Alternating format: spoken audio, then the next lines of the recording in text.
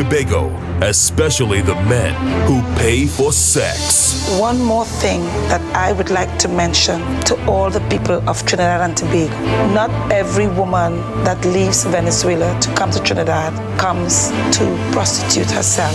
And she has a warning for her fellow citizens. You should not trust any and everybody. There is a network of traffickers that will try to make you leave Venezuela. You don't want to miss this telling documentary, which is a perfect example of how friends this carry you, but don't bring you back. Listen live on I-95.5 FM or watch live on the I on Dependency Facebook page or YouTube channel. I on Dependency.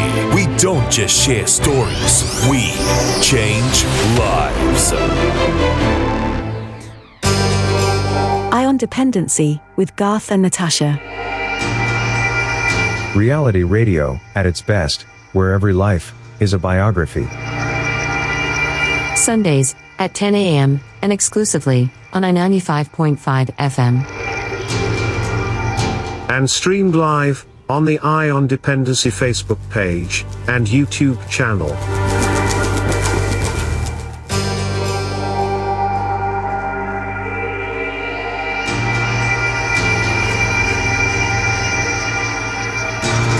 Good morning, Trinidad and Tobago, and welcome to Dependency. Good morning, Natasha. Good morning, Garth. And you can find us on I-95.5, of course, live on the I on Dependency Facebook page and YouTube channel. This morning, we continue in observance of 16 days of activism against gender-based violence. We touch on a very serious topic, a very uncomfortable one for some, but we have to do what we have to do as an NGO. And to all the traffickers who are listening to us this morning, I want to say, I can't judge you. We can't judge you. You chose a profession, and you know why. Just You're like wrong, bad. Excuse me. Sorry. You're wrong. They're wrong. Yeah, but again, I can't judge them because I too, I do have a clean sheet, so I cannot judge you for the decisions that you make and the choices that you make. However, I know you have children. I know you have nieces and nephews, some of you, and some of these children even remind you of your children. But you choose to take them away from their families and do what you have to do with them. Well, we leave that in the hands of law enforcement. We have the Counter Trafficking Unit, we have other agencies supporting them, and the Ministry of National Security ensuring that they put things in place, by extension the government of Trinidad and Tobago, that they put measures in place to warn people and create awareness. This is what we're doing here as an NGO, creating awareness in support by the Ministry of National Security. So that is your end of the stick that you chose to walk with. You know why, and your judgment, they will come like everyone else. What we're doing here is looking out for victims, and we're doing prevention. And that is the journey we're going to take this morning. We have lots to unpack, so we have a 5-minute feature before we actually get into the documentary. Natasha will explain what we're going to do forward, but then we also have a good news segment, a real good news segment where we'll interview Mirna. It's Mirna? Mirna. Mirna. M-I-R-N-A. Mirna Cedeno. Mirna Cedeno. Now, if you remember her some years ago, Alice Ellis brought her here, and we spoke to her. She's one who got registered as a migrant, and she's one who decided she's going to make use of every opportunity that she got here in Trinidad and Tobago, and she's one of the positives that came out of the registration process. Yep, I did. Yes, indeed, and she is an example too of the fact that, or debunking the myth that Venezuelan women who come here for one thing, and we all know what that is, right? She's not one of those. She had a skill when she left Venezuela, and she has put that skill to use in service to the people of Trinidad and Tobago. She established a business, and she'll tell you all about that when we speak with her after the documentary. And you'll see some of the products that she's producing right here on our soil. She's doing really well for herself and her family, and she's eternally grateful to the government of Trinidad and Tobago for giving us this opportunity, giving her the opportunity. Now, to the men who purchase sex, this is for you too. I know some of you listening, and you know why you choose to do that. I've always said that I would like to speak to someone who would find it, would even get an erection to walking in a room and seeing a 12, 15-year-old child and having your way with her. That's a special type of person. There are special people who can actually hold down somebody and rape them and get an erection while they're crying and bawling and screaming for help, and you have an erection and you having your way with that person. That's a special type of person. No ordinary person could do that. So I don't know whatever you battling, and some of you have families. Some of you have wife and families, and you would go and do that and then go back home to your wife normal. And the neighbor watch your daughter hard, you want to kill him. But you will go in and pay money to ravage the young body of a child. That's God, a lot of these acts are perpetrated by men, right? And supported by other men. We just celebrated International Men's Day, right? What are men doing to encourage their peers, their partners, not to engage in that kind of activity? And let me just add to that, there are women who facilitate it. Of course. There are women who are recruiters. Yes. Because they have a better way, and for them to reach of engaging young girls. The young girls, yes, right. Correct. So they're being used. Yes. So women, again, you're a special type of woman too, that you could talk to a friend, a neighbor, even your own family, and say, look, I could get a nice opportunity for your daughter in Canada or in the US or in Syria or and your person, they wanted they see the daughter frustrated, they want her to get her job, she has all her passes, still can't get a job, and the person will willingly say yes, and you will willingly take that person's daughter or son to another country, take their passport and sell them to somebody, and then that person, when they finish with them, sell them to somebody else. Good morning to you too. Let's go to the 5-minute feature, Natasha. Yes, this feature is an excerpt of testimony by survivors of human trafficking from around the world. It was a UN forum, the UN High Commission on Human Rights, because modern-day slavery or human trafficking, as we know it, is a violation of one's human rights. And it is very important, as God said earlier, to listen to the voices of the victims and the survivors of this horrific crime. Yes, so without further ado, let's go to that. And when we return, we will, as you get settled in, remember you're listening to Eye on Dependency, and you can join us on the Eye on Dependency Facebook page or YouTube channel. That's EYE on Dependency on Facebook and YouTube. And those of you listening on the radio, just follow the discussion. Thank you. Let's go.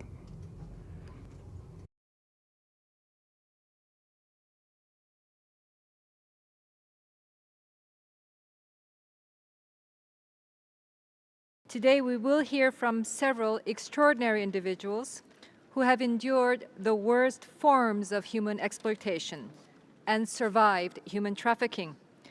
I welcome each and every one of you and thank you most sincerely for your courage, commitment, and generosity in sharing your stories of pain, suffering, and redemption. My story happened in Ljubljana, Slovenia, where I moved in September 2004. I moved there to continue my university studies. I was alone and distant from all my friends that I had, from the world that I knew. And then I quickly found myself surrounded by strangers. One of my new friends, a girl, she said her name was Romana, offered me to stay in her apartment, since at that moment I did not know where I'm going to live. She was very kind to me and supportive, so I entirely trusted her. I was looking for a part-time job to support myself during the school year. One day, in October 2004, she came home and told me that she had organized an interview for me at an accounting firm. After that, I never saw Romana again. म मेरो आमा बाबु बुवा खेतीबारीमा काम गर्छु कुनै अर्को रोजगार थिएन म इराकमा काम मानव तस्कर भएको मानिस हुँ The next morning, I went to an office where I sat down for an interview with a woman. The interview had lasted about 10 minutes when two men entered the room and dragged me away to a car. I was screaming and resisting. I was taken somewhere blindfolded, then raped many times and beaten because I was resisting. I was drugged with heroin. All my things were taken, and I was forced to wear sexually provocative clothes. I was forced to do prostitution in Ljubljana for about 4 months. I was repeatedly threatened in order to obey them, especially by the life and freedom of my little sister. And I was constantly reminded how easy it is for them to put her in my place. We girls suffered more. We were distributed to rebel commanders as objects without rights and were sexually abused. We had to carry very heavy loads, cook and do other duties, including digging in the gardens in the rebel camps. I was given to a man who had 20 other abducted girls, and he was a brutal man, and I had 2 children with him. Victims should be at the center of our response to trafficking. In my reports and in all activities I've carried out within the framework of my mandate, I have emphasized that the basis of our work should be the adoption of a victim-centered and human rights-centered approach to combat trafficking. I was in captivity for 7 years and 10 months, and I escaped in the year 2004 when the rebels had come back to northern Uganda. I could take months talking about what I went through and what I saw. But I must be brief, so I will tell you what I think must be done to help others like me. The affected people should be given support to recover psychologically. They should be given counseling, accepting them back to the community. They should have physical support, health provision of basics like shelter and others. They should be given educational support. There should be protection, where each member state should protect its citizens, and especially the vulnerable women and children during wars and conflicts. They need to train the police and officers and prosecutors so that they can identify and protect victims. We need to provide victims with service like the one that I received from Sanctuary for Family. Today, we live in times where slavery is still all around us. As we move forward, or strive to move forwards, in providing more freedom and equality and basic human rights for all, we have on the other side this horrible fact. Do we really need millions more victims in order to experience a true wake-up call? I really wonder. How many more 13-year-old girls, your daughter, my sister, our children need to be forced into prostitution?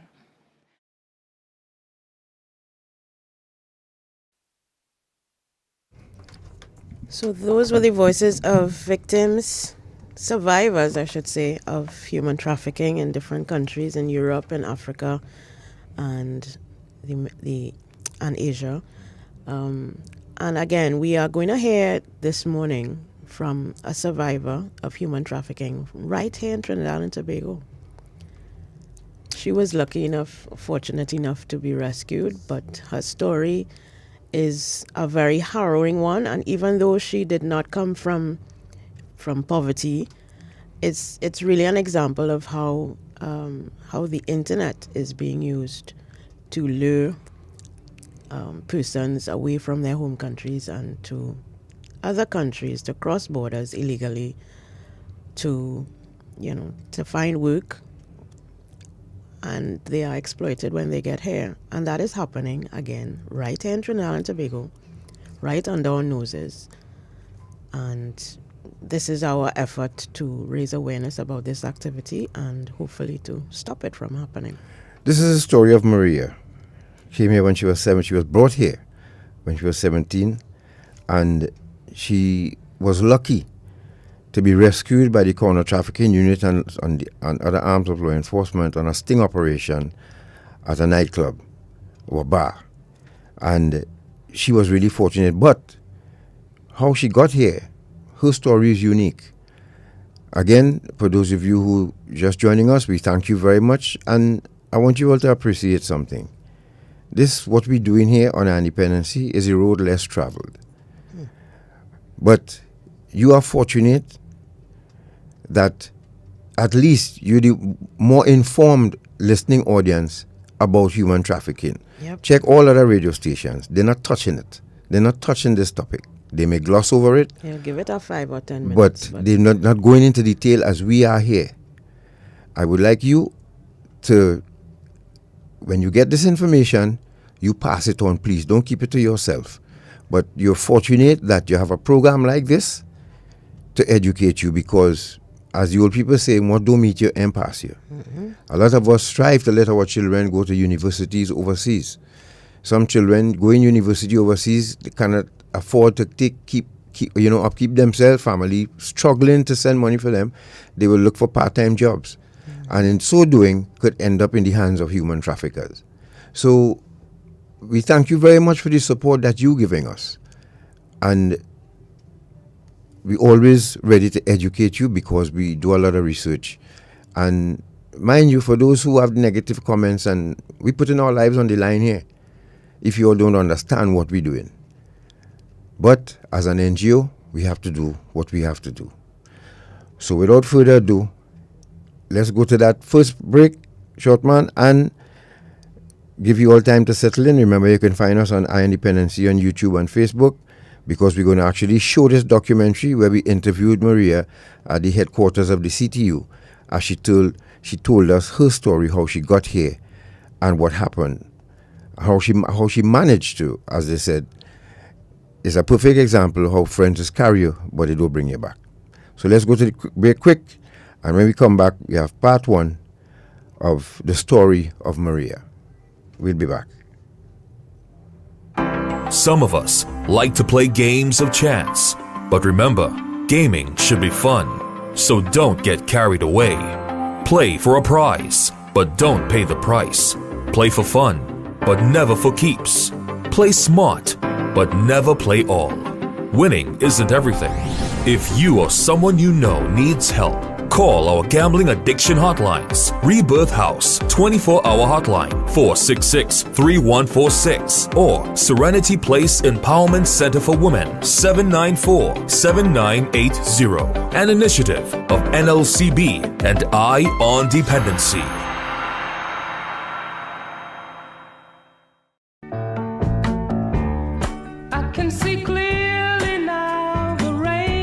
At Guardian Group, we've seen so many of our customers achieve great things.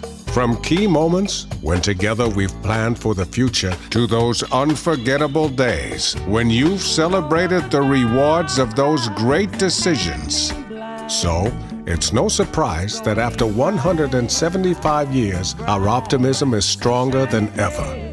Because when you've partnered with people to achieve their best lives as long as we have, you tend to see the world a little brighter every day. Guardian Group. Live easy.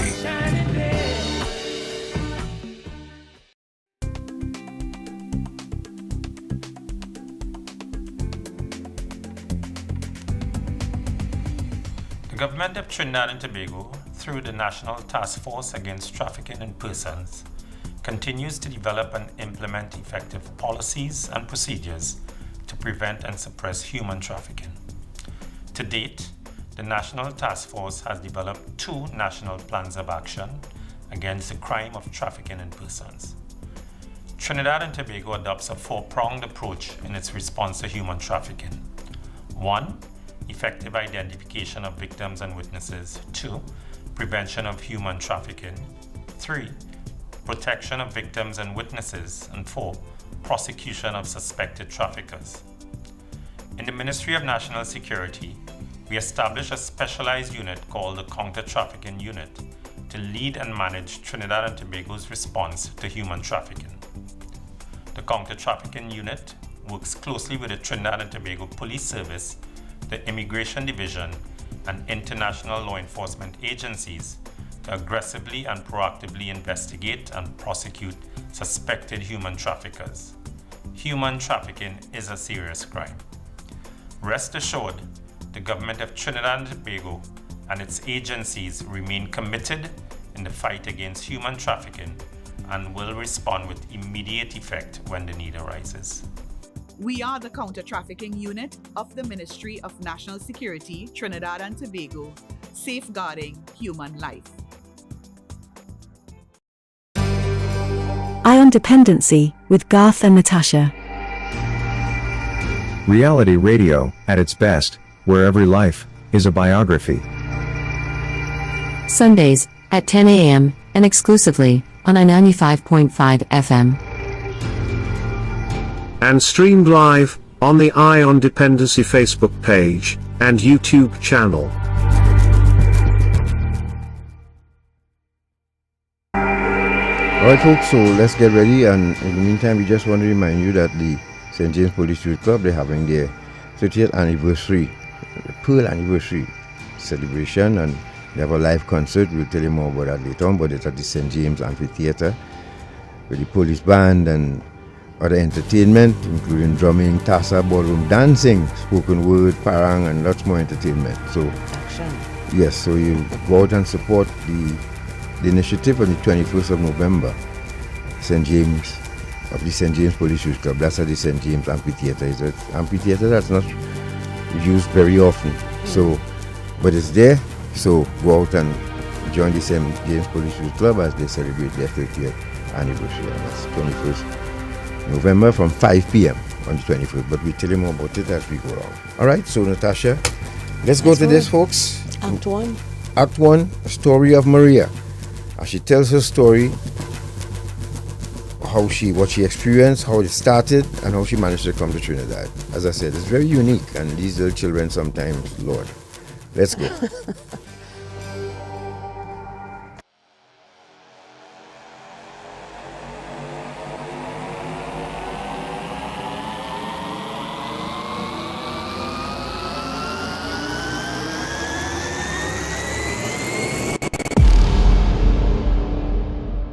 Hello. Welcome to this Dependency special interview. You will hear from a young lady who came here. You will hear of her journey, how she got here, and what happened to her when she landed here. She took a chance, and we are about to have an interview with her. Her name is Maria. Here's what happened to Maria.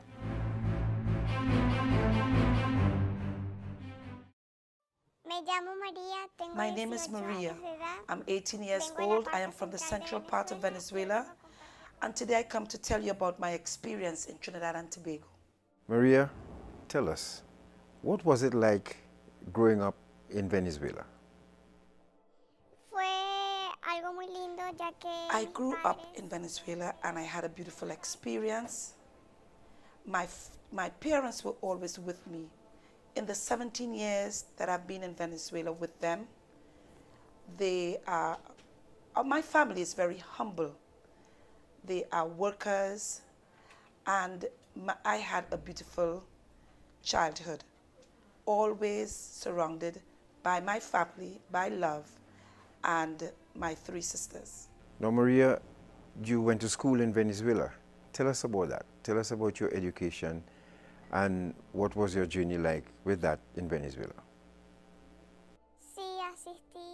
Yes, I went to school. I finished high school, was about to go to university in March of this year, 2020. Tell us about your family, Maria. Did you come from a poor family, rich family, middle class family? Tell us about that. Sí, mis padres ambos trabajan. Yes, both parents work. Both parents are engineers. And my mom at the moment is studying again, primary education. So you came from a well-off family. You all were happy growing up in Venezuela. You didn't have a care in the world, right? Sí, se puede decir que sí. Yes, you can say that. My family has always supported me in anything I wanted to do while I was there. And any obstacle that we would find, we would always try to get over it. So, Maria, is it safe to say then that where you grew up, the struggles of the everyday Venezuelan national, or even the downturn in the economy, the sanctions, that didn't affect your family at all? Sí, obviamente. Yes, obviously, all cities were going through these situations, but even though, above all, we were not in dire necessity, so we didn't have to go through that. So what made you decide to come to Trinidad then? You risked your life, literally. Why did you decide to come to Trinidad and Tobago? Because I wanted to get to know new horizons, experiences. I wanted to know more, something more than just my own country. Now, did you discuss coming to Trinidad with your family? Did you tell anyone at all? No, I did not mention it to anyone. Why didn't you? I knew that if I shared this with a close friend, most probably they would tell my parents, and I knew that my parents will not permit me to leave home in that way. Did you have a boyfriend at the time in Venezuela? Yes. Yes, I had. Did you discuss it with him at all? I did not tell him about deciding to come here, but on several occasions I did mention that I wanted to leave the country, but I did not tell him that I was coming here. So, who encouraged you to come to Trinidad, and where did you meet this person? Una chica que yo consideraba mi amiga. Through a friend, I met this girl at a disco. This friend was supposed to be my best friend, and at a disco we went out that night. We shared information. We spoke about what each one of us were doing at the time, and a few days after, this friend contacted me via Facebook. So this friend started off as being a stranger, but then she sent you a friend request on Facebook, and that you all started communicating from there. Sí, y yo se la acepté. Yes, and I accepted her Facebook request because we had met that night, we had shared information, and I thought she would become another friend like the other friends I have on Facebook.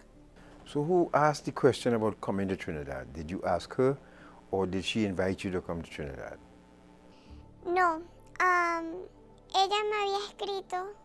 No, we were chatting on Facebook, but then for about a month, I didn't hear about her. I didn't hear of her. So I wrote her and asked her about what she was doing. And after conversing, then she told me that she was in Trinidad and Tobago and that things here were going well for her, and that I could come to Trinidad and Tobago and she would help me. So this friend, was she Venezuelan or Trinidadian? Venezuelan. So when you got into contact with her again, what was the conversation like, and who made the decision now for you to come to Trinidad? Cuando yo la contacté, when I contacted her again, we spoke and she told me that things were going well with her here, that she was living alone here, and days after, she offered me if I wanted to come, and that she would help me and support me, and I then decided that I would come. Did she ask about your family, or did you tell her that your family would not find favor with you coming to Trinidad? I did not immediately tell her yes that I would go. I told her that I would think about it. I'll give her an answer later, because I was afraid, I was nervous, and I told her that I did not think that my family would accept it. And she told me not to tell my family about it, because then they would not let me go. So didn't you become suspicious with that answer? Yes, I had a little doubt, but I never imagined what would come in the future. So when did you finally decide to let her know that you're ready to come to Trinidad? About 2 weeks later. What kind of arrangement was made to come to Trinidad? She told me to pack a small suitcase, not to bring too many clothes, that she would have a taxi pick me up, and this taxi would take me to Tucupita, where I will spend 1 night. But I ended up spending 5 nights before the boat came. So tell us now, how did you prepare to leave home by packing and not making your family suspicious? The night before, which was Friday, I went out with my friends. And I then prepared a bag with my clothes, and I went to the party, and the next morning the car passed and picked me up. So you had planned not to go back home once you went to that party. It was to head for Trinidad. Yes. So did it concern you that your family would be worried that something probably bad has happened to you in Venezuela?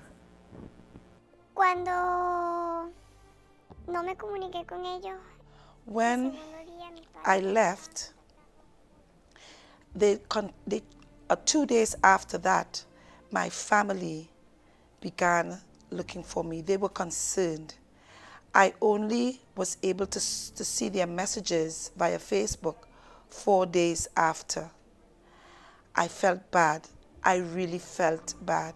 I felt that I had betrayed their trust, and they were worried. They were trying to contact all my friends, and no one can give an answer as to my whereabouts. Now, what about your boyfriend? Was he worried as well? Yes, he had left me thousands of messages. I told him I was at a friend's house. So nobody in Venezuela knew that you were on your way to Trinidad? No one knew that I had come to Trinidad until the moment when I was at a supermarket with persons who I did not know, and I did not want to be there. I tried to leave, but they warned me that if I did, something bad would happen to me. One of the girls secretly lent me a phone, and this is when I called my friend and explained everything. Now there was this party. Before we go on, what was the arrangement after the party? Tell us about that. After the party, the day after, the taxi came to pick me up at 10 a.m. The driver asked if I had an ID card because the Guardia Nacional would ask for ID on the way. The trip was 2.5 hours. The guards did stop us. They did search the car, and they did search the baggage. Then we arrived at Tucupita at night.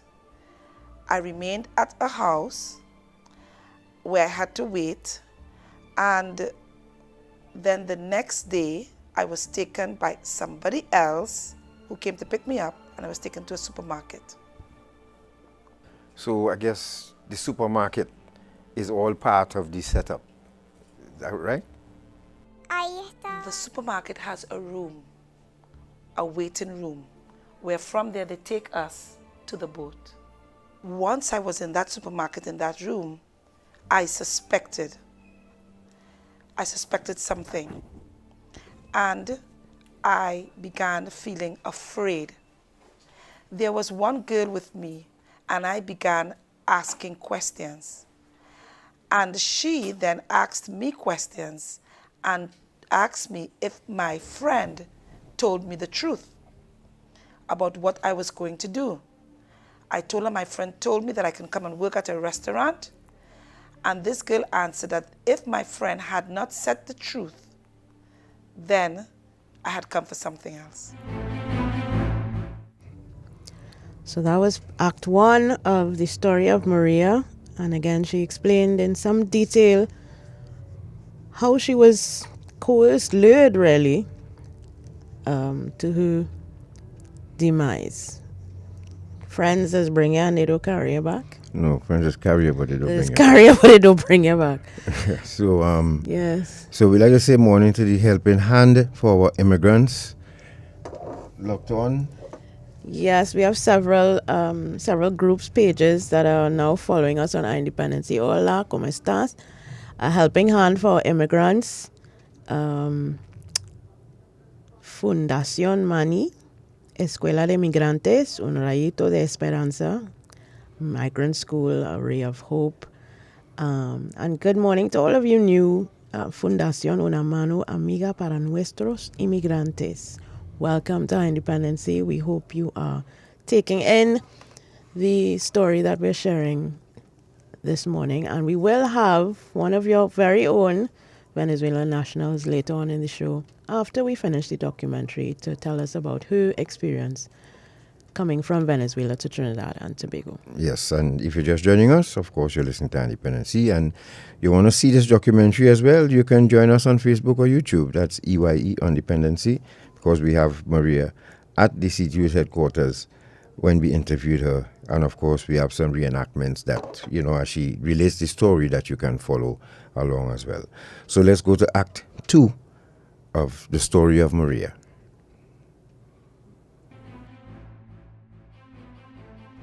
So the plan was to stay one night, but you ended up staying 5 nights at the supermarket.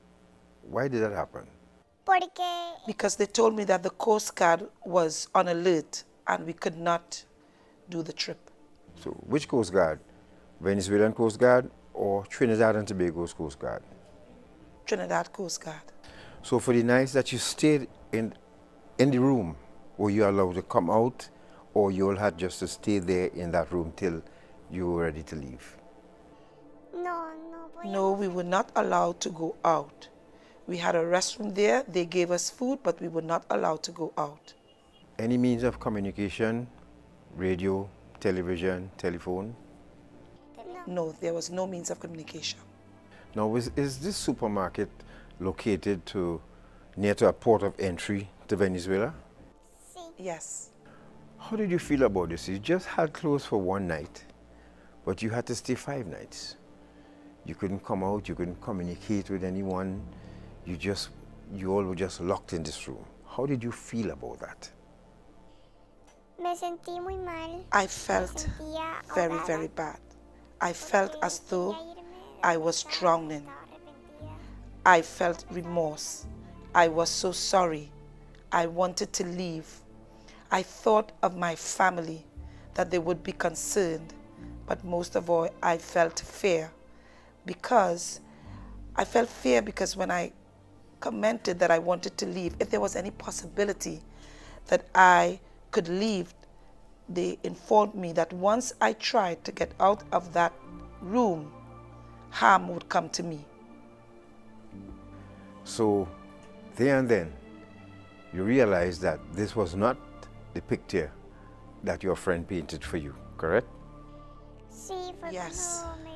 I realized then that it was not what she had said, because they told me that if I tried leaving, harm would come to me. In fact, they told me they would kill me, because the person who would have paid for me and paid the taxi was actually not her, as she had previously said.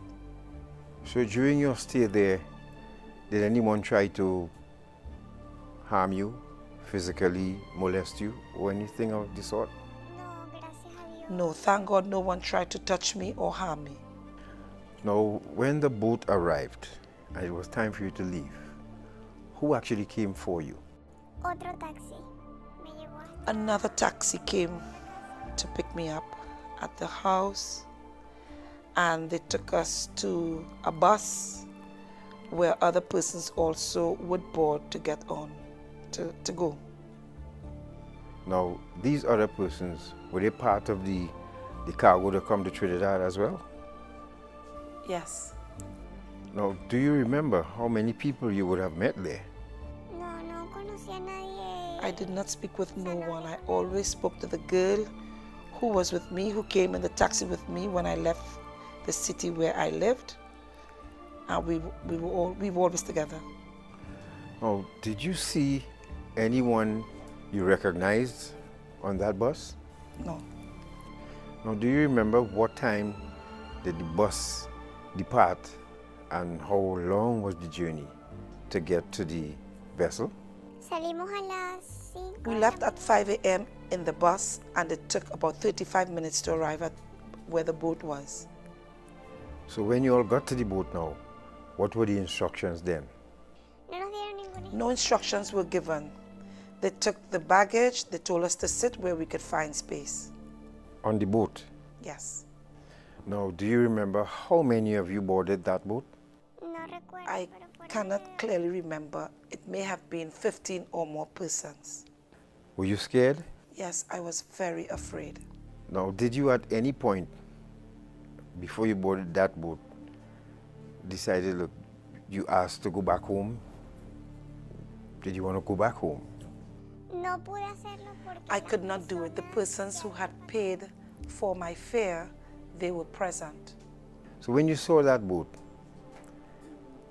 did you realize that the dream that your friend sold you was not what you were about to experience? Cuando vi el bote, When I saw the boat, me quedé en shock. I was in total shock. Sentía que estaba viviendo una pesadilla. Now, it seems as though I was living a nightmare. Because now, it was not my decision whether I go or I stay. I just knew now that I had to leave to Trinidad. It was either yes or yes. My friend told me, the person who was supposed to be my friend told me that the trip would be for 45 minutes. It did not happen that way. This trip was more than 5 hours. And we came up onto a problem in the boat, and we were there in the middle of the sea and could only then continue after 1 hour. And this is when I knew that it wasn't going to be as I thought.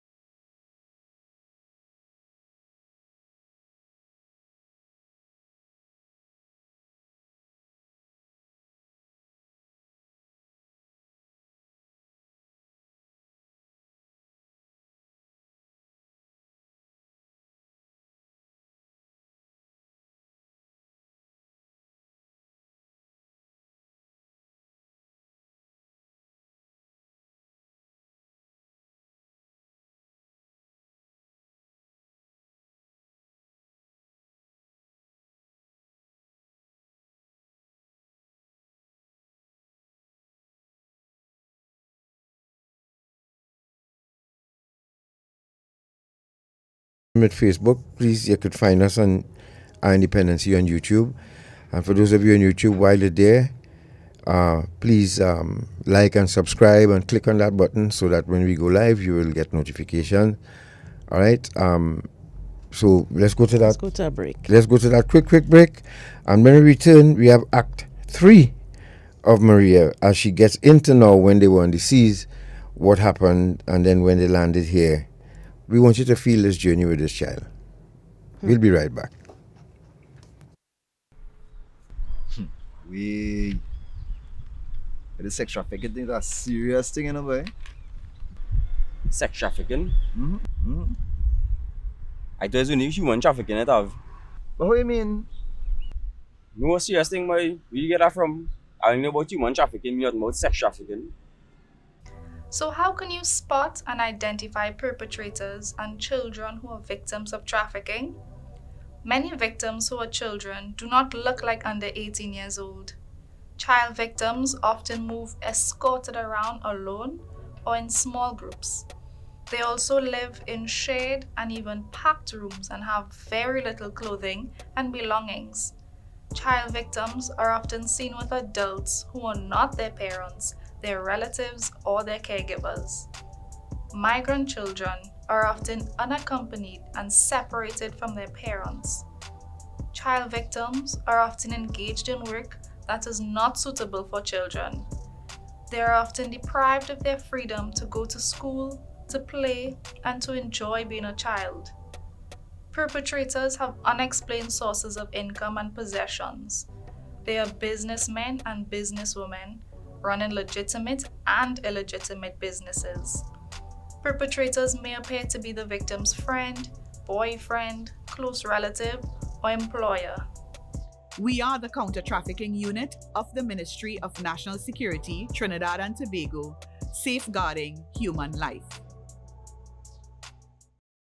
Some of us like to play games of chance, but remember, gaming should be fun, so don't get carried away. Play for a prize, but don't pay the price. Play for fun, but never for keeps. Play smart, but never play all. Winning isn't everything.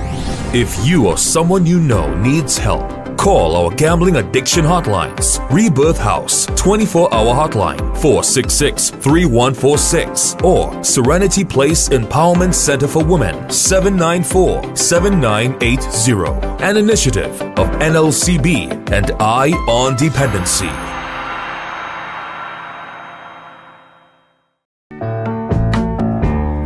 I can see clearly now the rain is gone. At Guardian Group, we've seen so many of our customers achieve great things. So, it's no surprise that after 175 years, our optimism is stronger than ever.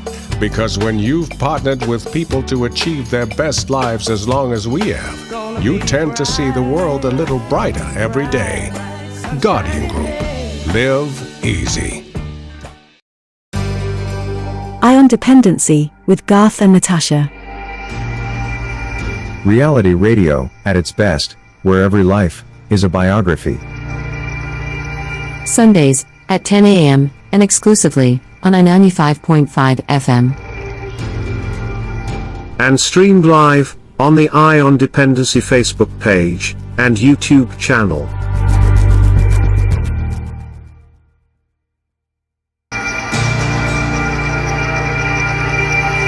Thank you for staying with us. You're listening to Anti-Dependency, or you're watching Anti-Dependency as you follow Maria on this journey. Now she's on the seas, so if you join us, you'll just join us. You're a little bit late, but after the program, you can always go back to the page and get the full episode. But let's continue with Maria now, as she is in that period heading to Trinidad, and what the experience was like. Thank you, everyone, for joining us. Let's go back to Act 3, the story of Maria.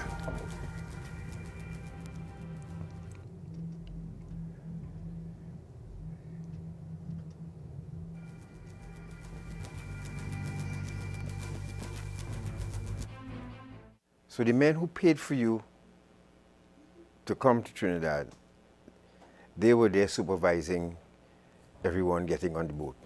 Yes. Were they carrying any weapons? Were they threatening to anyone?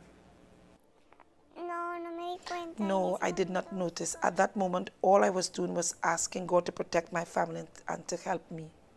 So the journey started. It should have been just 45 minutes, but it turned to 5 hours. How did that happen? At the moment the boat was supposed to take off, there was no fuel. so we had to wait for fuel. Then we crossed a river and went to another river. There we stopped to eat and to stretch our legs. It became late, it got late. Then the boat had to stop in the middle of the sea and we spent an hour there because the captain of the boat was drinking, and we had to wait on another man to come, who was the one who eventually brought us to Trinidad. So you think it's because of the captain's drinking, he went in a wrong direction, that made the journey longer? It could have been. So Maria, you're out in the ocean, that boat rocking. Weren't you scared? Wasn't everybody scared to be out in the middle of that ocean there with that boat just rocking from side to side waiting? Yes, we were all afraid. The sea was rough. The boat moved a lot. We even had to make another stop in the middle of a very small island because we thought the Coast Guard were approaching, but eventually it was just another boat also coming to Trinidad. So the other boat coming to Trinidad had Venezuelans on it as well? Yes, there were several adults, but the rest were children. Were the other passengers on the boat, as you said, were they coming for the same reason as you? What I picked up was that some of them had family here, some of them were coming to work, most of them were men. So when the boat got to Trinidad and Tobago waters now, what were the instructions? Before the boat arrived at the shore, we were told that even before the boat arrived to the shore, we had to get out of the boat very quickly. We had to throw our baggage out very quickly and quickly pick it up. We had to run, but always bending down, bending our heads, and go towards some trees. They told us that we should not let anyone see us. They told us that we were not allowed to walk alone, that we should wait until several persons who were Trinidadians would come to show us where to walk or to show us the way. Now, what time did the boat arrive, and do you remember where you all were dropped off? We arrived approximately 3 a.m. in the morning. I do not know where I arrived. I only know that it was a beach, and then they took us to like a forest where we had to go up a mountain and then go down. Now tell us about coming off of the boat or disembarking. Was it difficult? Did you all have to swim to shore, or was it close enough so that you can touch the shore and run into the bushes? No, I just got out very quickly out of the boat. I threw my bag out, picked it up, and as quickly as possible, I ran. Now, how old were you when you touched down on Trinidad and Tobago soil? I was 17 years old. So you're here. Now it's time to see what life has in store for you. You went through the forest. What happened on the other side of that? Well, when we arrived there and we went through the forest, from there we were taken to a place that was completely alone except for several Trinidadian men. Then a van came to pick us up. They took us to a house where I saw the owner of the boat. They said that he was the owner of the house. Everybody began waiting on who was to come and pick them up. The boy that was there asked me where I was going. I told him I did not know, that I had to call my friend. He lent me the phone. I wrote her, but she never answered. By that time, it was 5 in the morning. She arrived like around 10. She sent me another telephone number and I called her. A taxi came to pick me up, and the taxi took me directly to a bar. This is when I entered in desperation and began feeling very nervous. I did not know what I was doing there. I thought that they were taking me to her house and that I would be able to stay there.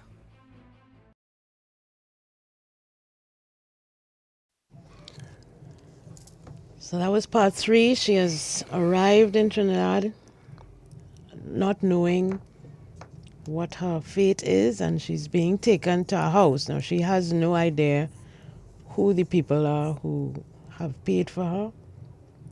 She has no idea where she's going, and she has no idea what is in store for her, what the plans are for her.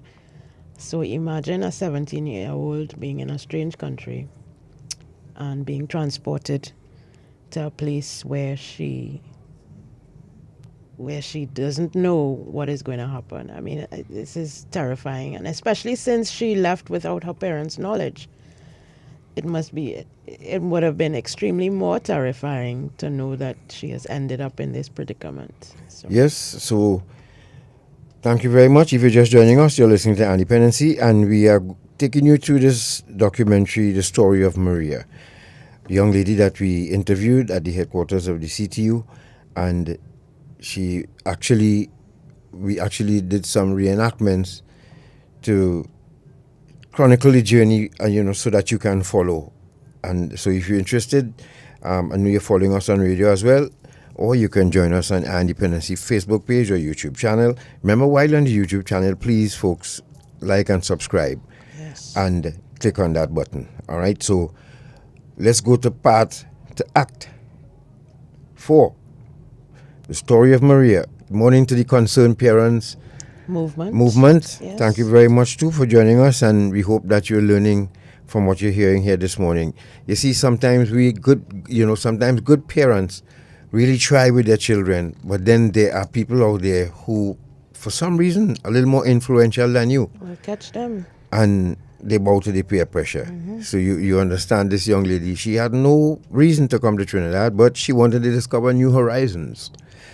Well, she almost found it.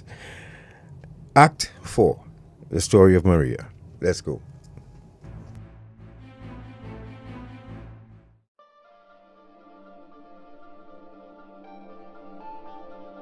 So they took you to a bar. What happened when you saw her? Yo nunca la vi a ella. Ella nunca I never saw my friend. She never went. They took me to a bar where there were Chinese men. There was a mature lady who they said was in charge of the bar. They immediately took us upstairs to the rooms, and all I was asking is what I was doing there and where was my friend. And this is when they told me that my friend also worked at that bar. Now, what was expected of you when they took you upstairs? Did you get a change of clothes, food to eat? What happened then?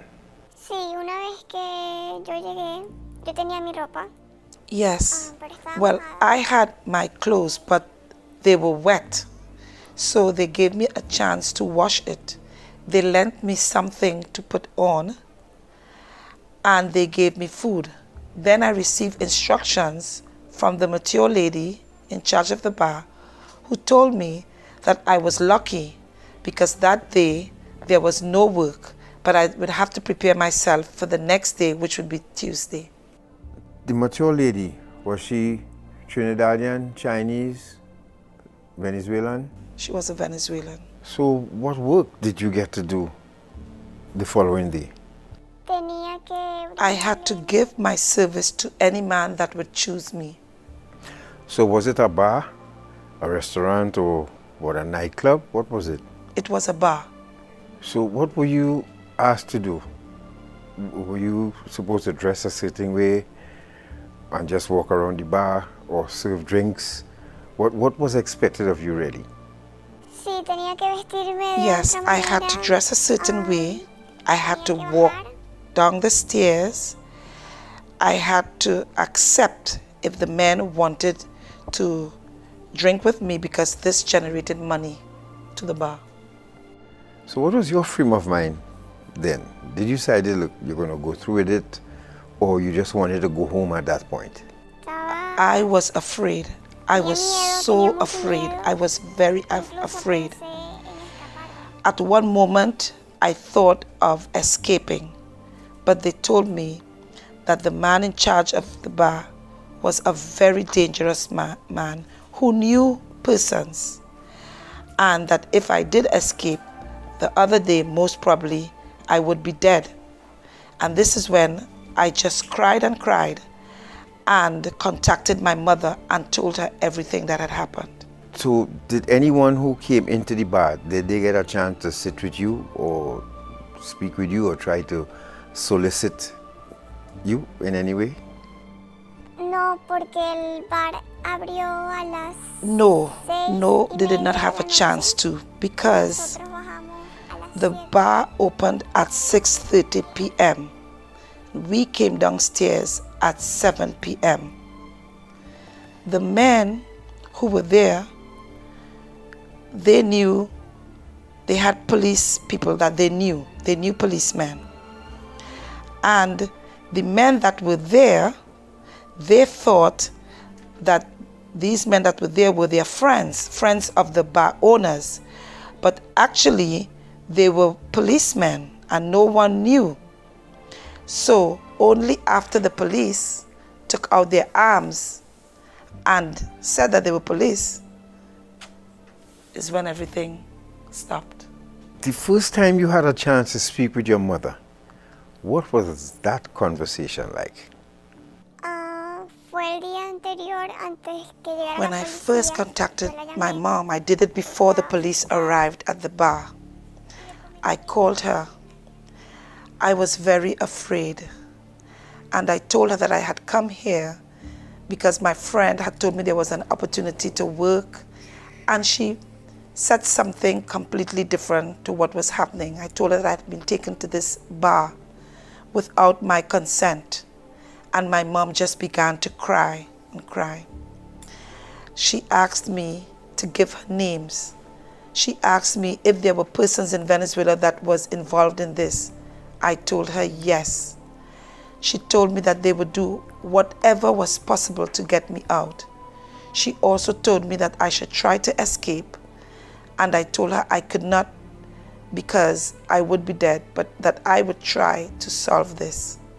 Now, was it hard for you, after speaking with your mom, to go back to work? Yes, it was very difficult. So was it a police raid that stopped all activities for the night and, people were arrested? Yes, all the girls were arrested. The workers of the bar were also arrested. But the persons visiting the bar were not arrested. Really?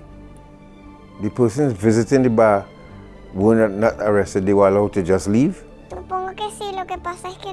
Yes, because when the police arrived, they sent us upstairs, and I heard one of the workers saying that the visitors, the police had them on the floor and then they let them go. And what happened after that? Were you arrested? What happened after that was the police interviewed us. They asked us for the names of the persons that were in charge of the bar. The mature lady who was in charge of the bar told me not to say my age, but I had already said everything. I said the truth. I said I had arrived the day before. I said that I had not started working there as yet. I said that I was 17 years old. And I pointed to the woman in the corner who was the lady in charge of the bar. She said that she had no idea that she had minors working in the bar. She thought they were of legal age. All this brought on a consequence, a stress, and I fainted. When I revived, I then cried with the people around me, and then I was taken to the police station. Now, I know you were at least happy to be in the arms of law enforcement, the Counter Trafficking Unit, than for where you were before, right? Sí, sentí Yes. que fue un milagro de Dios. I believe it was a Él miracle mandó from God. esa ayuda. He sent me help. I believe He sent help for all of us that were there, because I was not the only one that was forced to be there. The majority of them were there and they did not want to be there. You were arrested, you were taken to the station. What happened after that? Bueno, pasamos una noche. Sacaron a las menores a otra That habitación night, y las the mayores minors me were dejaron separated from the en adults. donde estaba. We were interviewed, Nos and the next day, interrogaron. the Venezuelan embassy visited us. We were again interviewed. We were taken to do a medical checkup, and then we were given food, and then we were taken to do other medicals, and then taken to a home.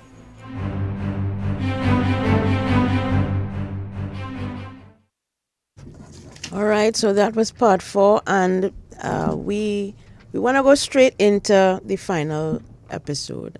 So you heard how she was rescued. She was very fortunate, Maria was, that the raid was conducted the very day she was supposed to start work.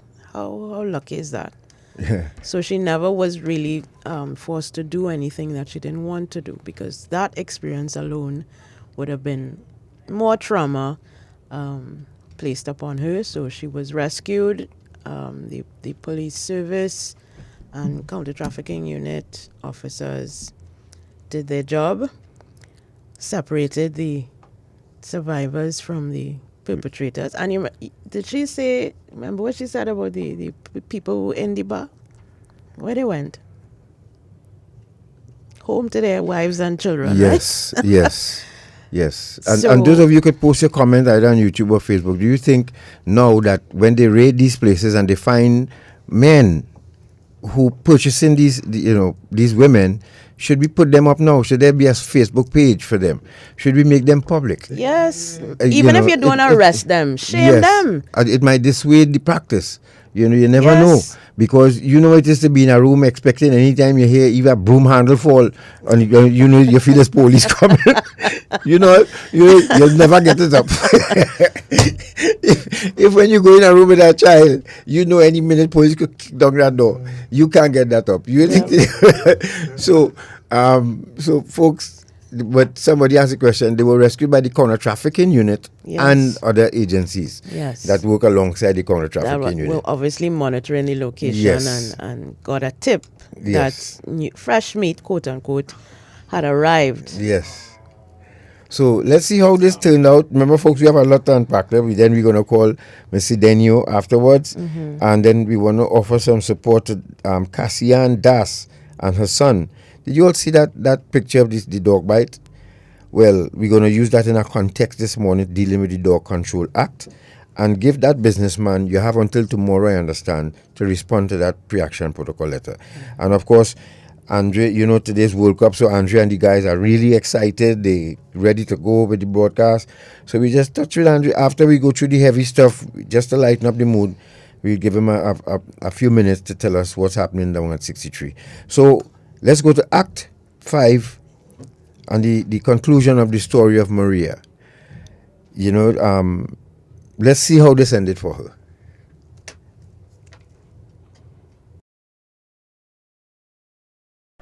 So Maria, know that you are safe in the arms of the right people.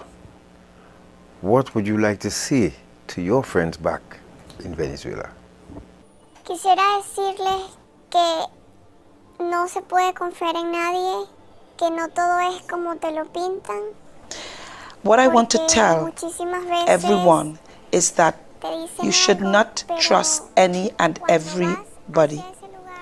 You cannot trust everyone that tells you that you can come to this place and you will be able to work and everything would be okay. No, there is a network of traffickers that will try to make you leave from 17 and even younger than 17. They would want you to make this trip. But believe me, even though the situation in Venezuela is difficult, even though you may not have all the resources, and even though your parents may not be able to give you all that you wish, there is a reality, and I say this generally. The most important thing is always health, your family, the people that love you, your meals. It doesn't matter how little it is. It doesn't matter how humble it is. But you should not leave Venezuela looking for other horizons and looking for other ways, the way that I did. Pero por favor, se los pido de todo corazón, por todo lo que yo pasé, que no es nada fácil. Please, No es please, fácil please, que tú I confíes beg en you una persona from my heart. y te diga This que is sí, not vente, easy. You cannot confide in people that you do not know. They will tell you one thing, but it really is another. And you can then fall the way that I did. I must give thanks to God that I was able to get help. And if ever something like this should happen to you, that you were brought here, fooled, thinking it was something else, there are agencies, there are people who can help you. And they have helped me as though they were my family, even though they didn't have to. And they will help you too. We are trying to save you. And one more thing that I would like to mention to all the people of Trinidad and Tobago. I would like to clear this up, that not every woman that leaves Venezuela to come to Trinidad comes to prostitute herself. Some come to look for a work that dignifies because they have children and they have family. They are looking for a better future that Venezuela at this time cannot give them. I asked all the people of Trinidad and Tobago, please, from the bottom of my heart, whenever you see a Venezuelan woman, do not look at her in a bad manner. Not all of us think the same way. Not all of us have the same motive. We just want to progress. So there you have it, folks. That was Maria's story.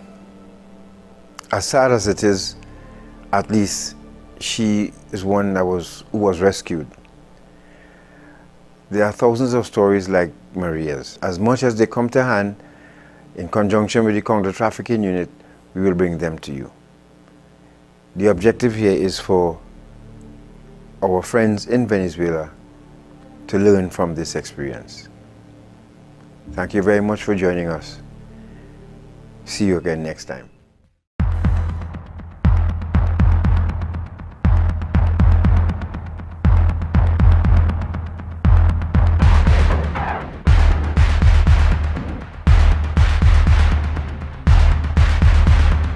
So that was the story of Maria, 5-part documentary and an interview with a young lady smuggled into Trinidad and Tobago for the purpose of sex trafficking, a survivor of human trafficking.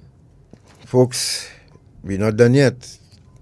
So we're going to speak with a young lady now who, from Venezuela, she came here and she got registered, decided to do the right thing.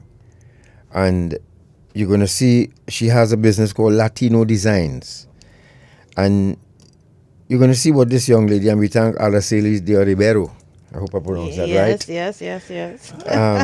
For introducing this young lady to us. Those of you who follow our Dependency religiously, that you will know that we interviewed this lady some time ago during the registration process. And she told of her plans, and she did carry through her plans. Indeed. And she has some really nice designs, a lot of things happening where she is. So stay right there, and When we return, we'll speak with Ms. Cedeno for a brief bit, and then we go on to another segment. But we'd like you all to hear this young lady and see what she has to offer. We'll be back. Stay right there after this break. We'll be back.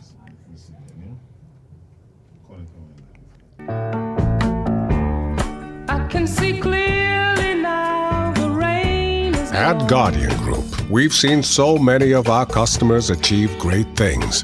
From key moments when together we've planned for the future to those unforgettable days when you've celebrated the rewards of those great decisions. So, it's no surprise that after 175 years, our optimism is stronger than ever. Because when you've partnered with people to achieve their best lives as long as we have, you tend to see the world a little brighter every day. Guardian Group. Live easy. Morning. Listen now. I've noticed something out. Them new people and them up bureau day. Where's that? Girl, the man that he passing up and down in front of here with a set of woman. I really noticed some woman living there, you know. And they can't even say as much as good morning. Well, listen now. I wonder if this human trafficking, you think is that? So, how can you spot and identify perpetrators and victims of trafficking? Many victims are found living and working together in the same place and sleep in shared and inappropriate spaces. Victims work excessively long hours. They often sleep in the daytime and work long nights. They are often escorted everywhere they go and may appear to be malnourished. They may show signs of physical abuse, drug and alcohol use, and may also appear withdrawn, fearful, or intimidated. Victims who are migrants are often not in possession of their identity or immigration documents and have irregular immigration status. Perpetrators can be male or female and may appear to be managing or controlling the victims. And they may even at times appear to be the victim's best friend, boyfriend, or employer. We are the Counter Trafficking Unit of the Ministry of National Security, Trinidad and Tobago, safeguarding human life. Some of us like to play games of chance, but remember, gaming should be fun, so don't get carried away. Play for a prize, but don't pay the price. Play for fun, but never for keeps. Play smart, but never play all. Winning isn't everything. If you or someone you know needs help, call our gambling addiction hotlines. Rebirth House 24-hour hotline 466-3146 or Serenity Place Empowerment Center for Women 794-7980. An initiative of NLCB and Eye on Dependency.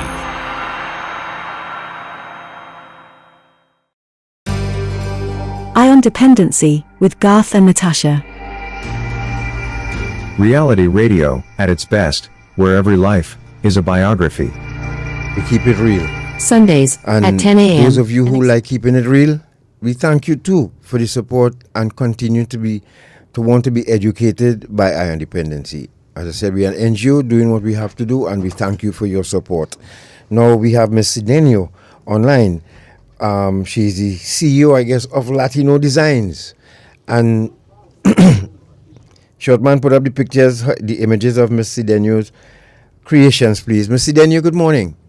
Good morning. Good morning. How are you? We are good.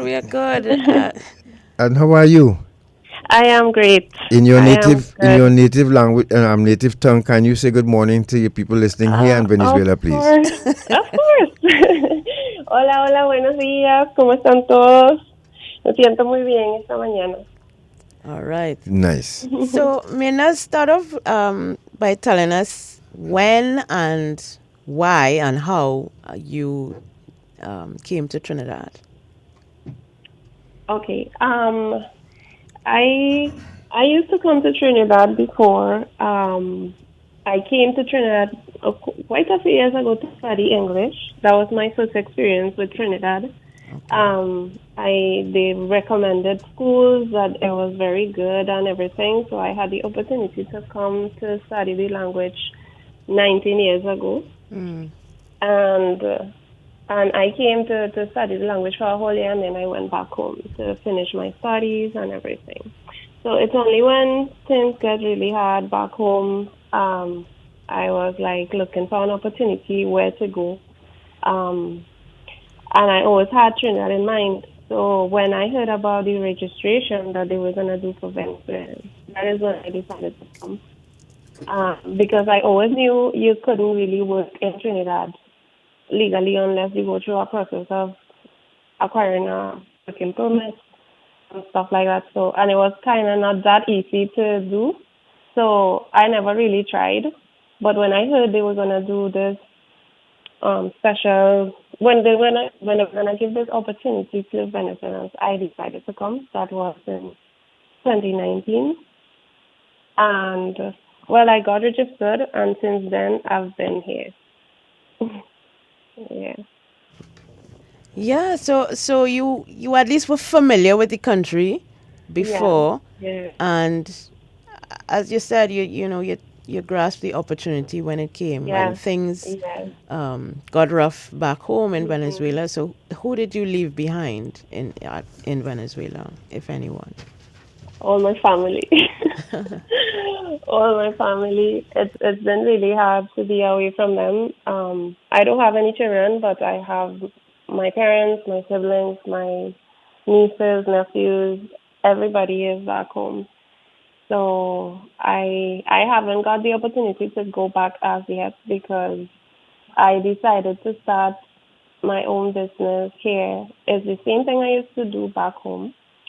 I couldn't start as soon as I reached because, well, it was not possible. I had to start working for somebody else in Trinidad.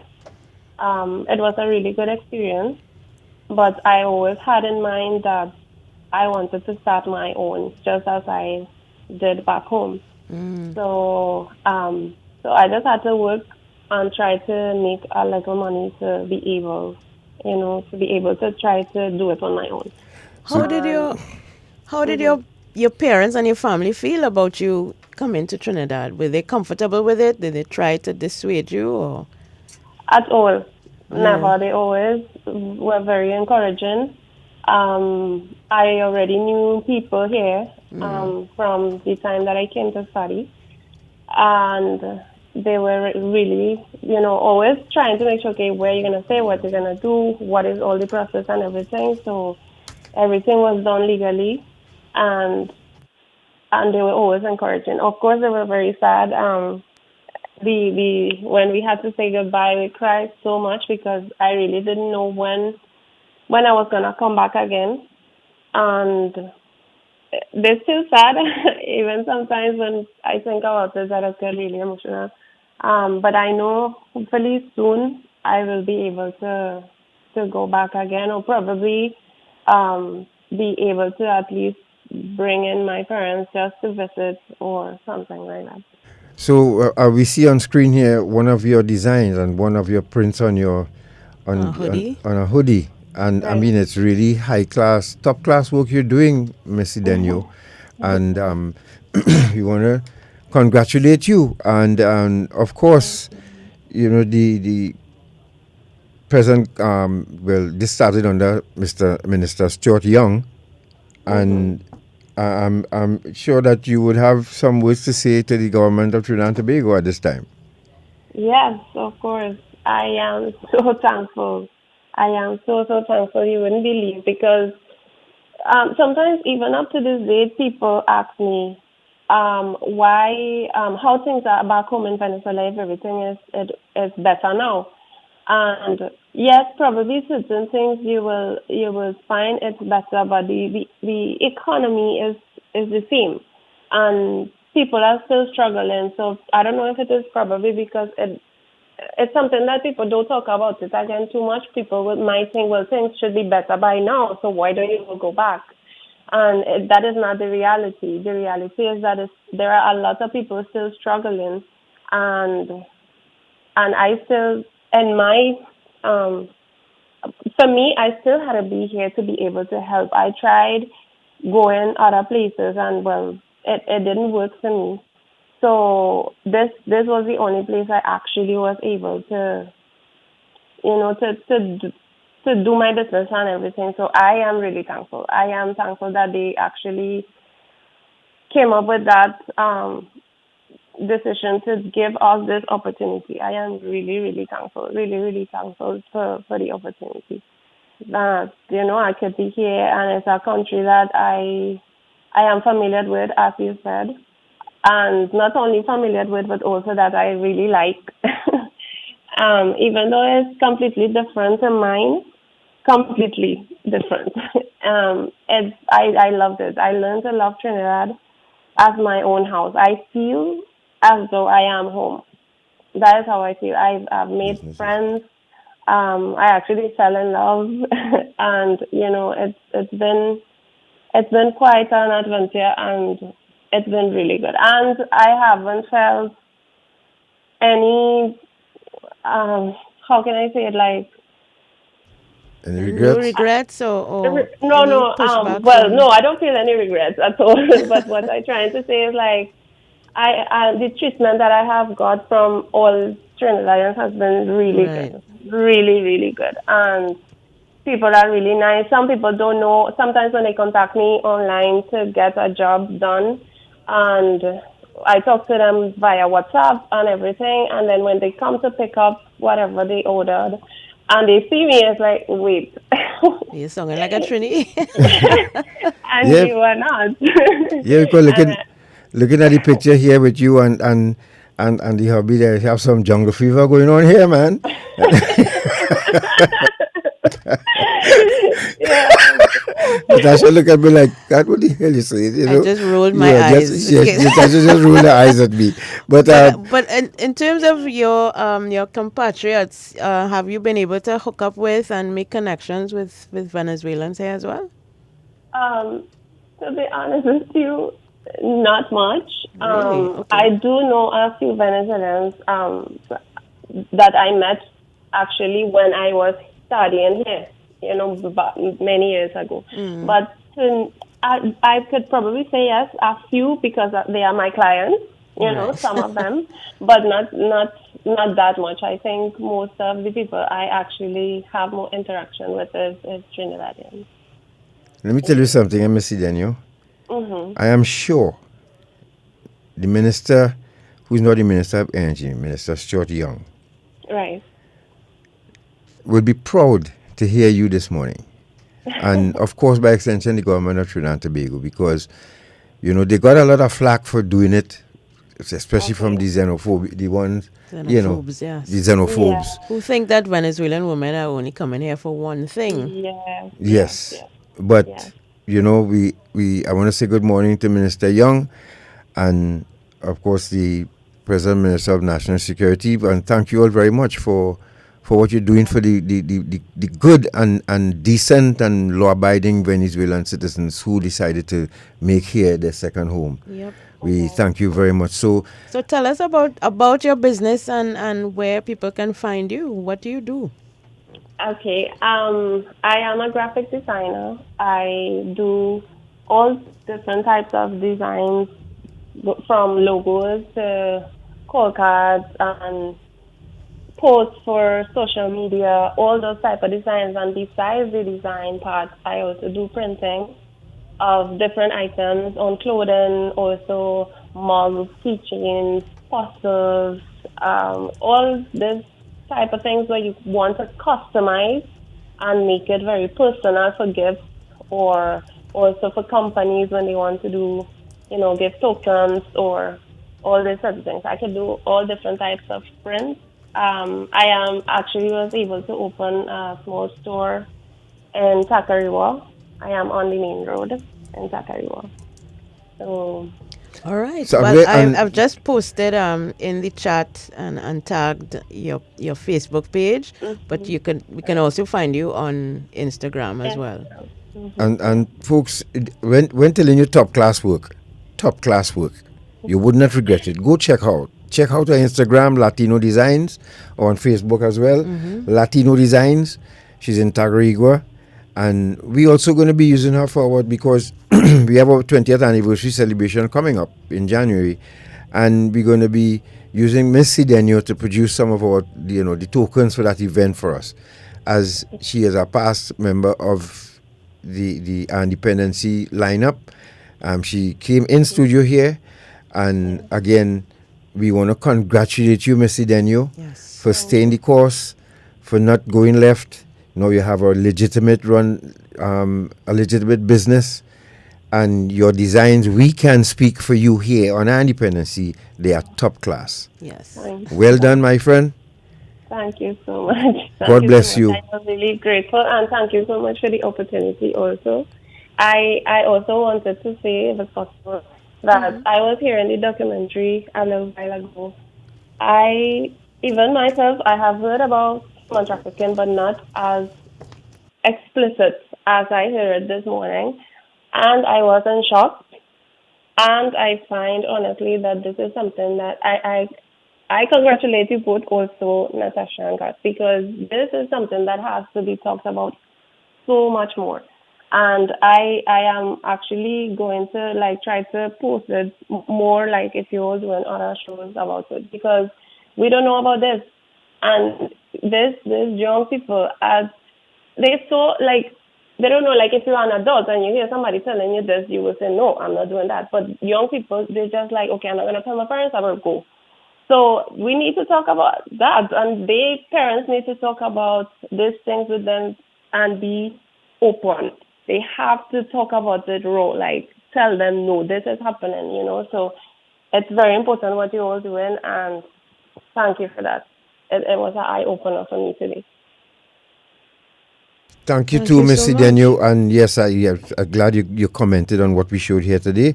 Yeah. And what we're going to, in conjunction with the CTU and the police AV unit, we're going to have this translated into Spanish so that we can send it to Venezuela as well, so that it can be played across there. So yes. So we thank you very much for your comment. And once again, we wish you all the very best going forward in Trinidad and Tobago. Thank you so much. Muchas gracias. God bless you. Take care, right? Feliz Navidad. Okay, you too. And Feliz Navidad. Y Feliz Navidad para ustedes también. Yes, I hear that. Okay. And Araceli de Olivero, thank you so much too for this wonderful opportunity. And Araceli is I think if not one of the, but the best translator we have in Trinidad and Tobago here. The very best, folks. You've heard her here many times. And so thank you, Araceli, and we see you in the week. So that was Miss Mirna Cedeno. And folks, yes. Well, let's go to the actor. Now we're going to lighten it up a bit, but we want to show you the picture of that boy who got mauled by the dog. After we speak with Andre, I let Natasha delve more into it and remind you all of the Dog Control Act, right? That imagine some people on Facebook told this lady that they look like dog bite, that look like chop wounds. I mean, you could a mother right now, Miss Shelley and Das, Miss Cassie and Das, and your son Jalil. We wish you all the best here. We send lots of love to you. And look at that picture, folks. Look at that. What happened that dog did to that young man, right? When we come, when after we speak with Andrew, we will Natasha will delve more into the Dog Control Act, and I want to speak to the businessman. You, sir, it's disappointing how you're behaving right now. Really disappointing. To the fact that you threaten the people to. If you go to the police, you're going to deal with them. Are you serious? So you think a mother would have gotten away in the hospital to say the child fell off the stairs and got this? You think a mother would have gotten away with that? The hospital, the nurses and doctors would have probed her to find out what happened to that child. And after they'd done that, they would have called the police on you. You had the opportunity to be a good citizen, and you blew it. Now, I don't know what kind of businessman you are, because the newspaper will, if you're selling corn by the side of the road, they'll call you a businessman. So I don't know who you are really. But you know what? You're a poor example of an adult. Natasha and I, we have 2 cats. And A neighbor sent us a video of one of our cats roaming one night in their yard, digging, I don't know, looking for what. And you know, cats, sometimes they could leave their signature behind. I told Natasha, you know what? Walk up the road and speak to that lady from a piece and apologize to her. Right? Because we have no control over cats, but at least we could, you know. Yeah, you can take down that picture now.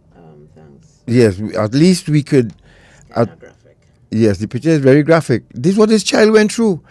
And so I told Natasha, go across by the neighbor, please, and apologize, and let's see what we could do to keep cocoa out of the people's yard. I didn't tell her, well, look, hard luck, we can do nothing but that, and call the police if you want. That is not how people are supposed to live. And from reading the newspaper, it seems as though the dog is a regular attacker in the area. The dog is frequently seen loose on the street. Right. One of the things, though, that I want to remind people of is the fact that when you see things like this happen, regardless of whether it's a Class A or Class B dog, and we'll go into that a little bit more later. Yeah. If you realize that the dog...